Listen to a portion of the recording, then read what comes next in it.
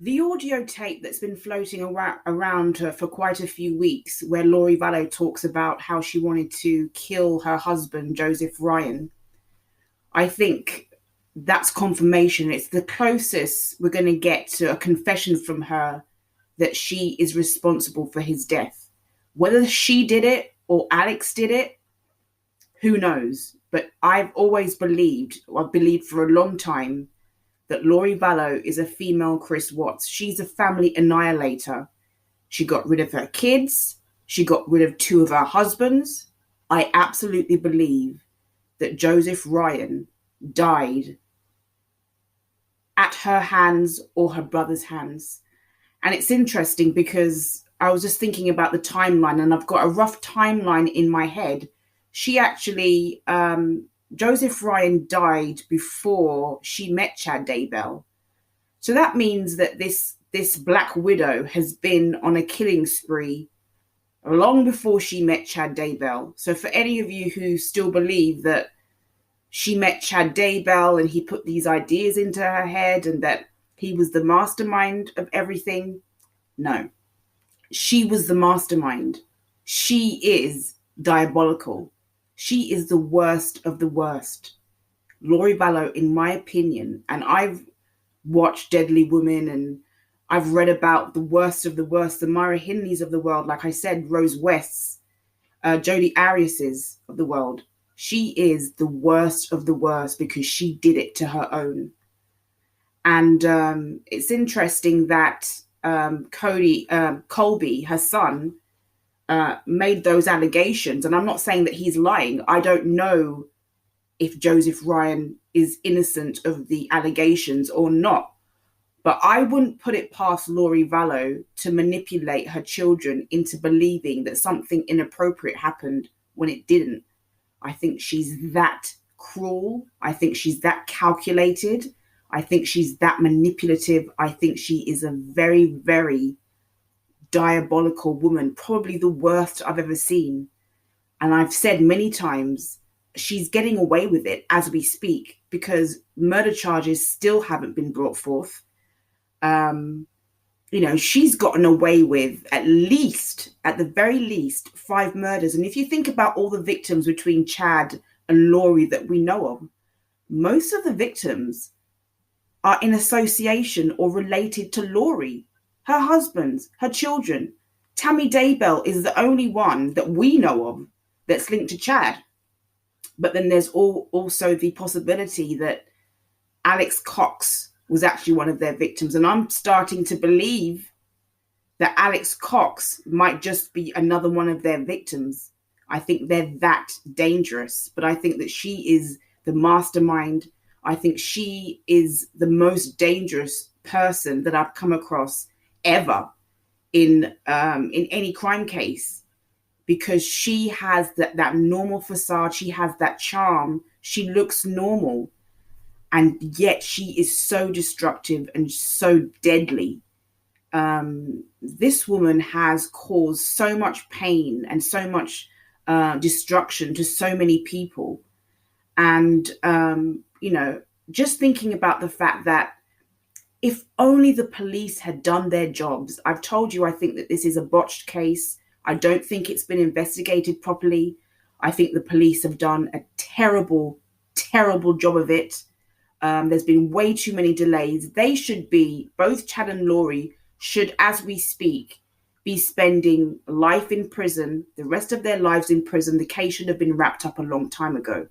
But because the police didn't do their jobs in the first place, we not only have all these casualties, but we have delays and we have these narcissists thinking that they can get away with it. And, maybe they will get away with it. I don't know. They've gotten away with it so far as I'm concerned, because still now as we speak, the murder charges have not come when they should have come. And I can tell you about many different cases. I can tell you of at least 3 cases where bodies were found in the backyard of a person who was suspected of the crime. And within a week after those bodies were found, murder charges were brought forth. And it's been, over 5 months, over 6 months now. Months and months have gone past and still no murder charges. that means they're still getting away with it. And their lawyers are even having the ability to say that charges should be dismissed. It's a disgrace what Lori and Chad have been able to get away with. And like I said, the fact that Joseph Ryan died before she even met Chad really shows me and really proves to me that this woman was deadly long before she met Chad, that she was dangerous long before she met Chad, that it wasn't him influencing her so much as her influencing him. I'm not making any excuses for Chad. I think he's very dangerous. But I think that she is the mastermind. I think she is the manipulator. And I absolutely 100% believe that she is responsible for Joseph Ryan's death. And if they'd investigated Charles Vallow's murder, then they would have looked into this woman's background and found that she was, she has been widowed before under mysterious circumstances. They'd found that she was a serial bride, and they would have found discrepancies and question marks in her background. But because the police have been useless, absolutely useless, she's been allowed to get away with all that she's gotten away with. I just want to talk about Joseph Ryan's sister. Actually, first, before I get to that, I'm going to say something about the allegations made against Joseph Ryan. I'm not saying they're not true. I don't know. I wasn't there. Colby Ryan has made these allegations, but like I said, Lori Vallow is so manipulative that I wouldn't put it past her to put an idea into her children's head that something did happen when it didn't. As far as I'm concerned, Joseph Ryan is innocent of those allegations until it can be proven otherwise. And I'm not saying Joseph Ryan was a saint. I'm not saying that he was a saint. I'm not saying that he was the best dad or the nicest person. But as far as I'm concerned, any allegation that comes from Lori Vallow cannot be trusted. She's a liar and she's a manipulator. And she's the worst of the worst. Worse than Jodi Arias. Worse than Casey Anthony. I just think that she is the worst of the worst. I just want to talk about Joseph Ryan's sister. I do feel sorry for her as well, because she lost her brother and she lost her sister. And she's made a few appearances on daytime talk shows. And the recent one with Dr. Oz, you could really see the pain in her face. I mean, she lost her brother, she lost her niece, and she's been lied to. And, she's had these horrible accusations being made against her brother that are more than likely not true. And, with the audio tape that's floating around where Lori Vallow is talking about killing her husband, I believe that is the closest thing we're ever going to get to a confession from her. And once again, she's just using religion to make excuses for her behavior, to make herself feel superior, and to make herself feel like she has the right to do whatever she wants to do. And she's always the victim in everything. It's always she's the victim or her kids are the victim. She used her kids. She used her kids to get what she wanted. And when she got what she wanted, she got to keep custody of her children. Look what happened. Look what happened.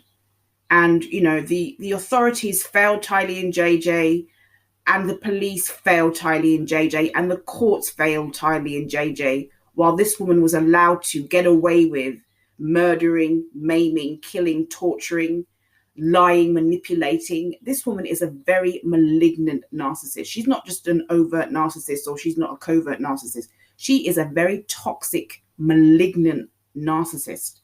And I just hope that when this trial starts, because we've got a long way to go, I hope that she's going to be exposed for who she is, and that she's going to be found guilty of murder, and she's going to spend the rest of her life in prison. That's what I hope. That's not what I'm saying is going to happen. She's gotten away with it for years, so who knows? She might get a slap on the wrist.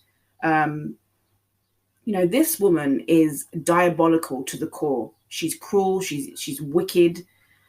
She doesn't care about anybody but herself. She never cared about her children. She got to keep custody of her children.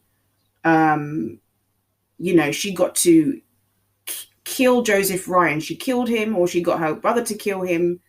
And she ended up keeping custody of her child. And look what happened. Look what happened. Look what was the end result. The end result was those kids, her child, ended up being found dead and buried in her new husband's backyard.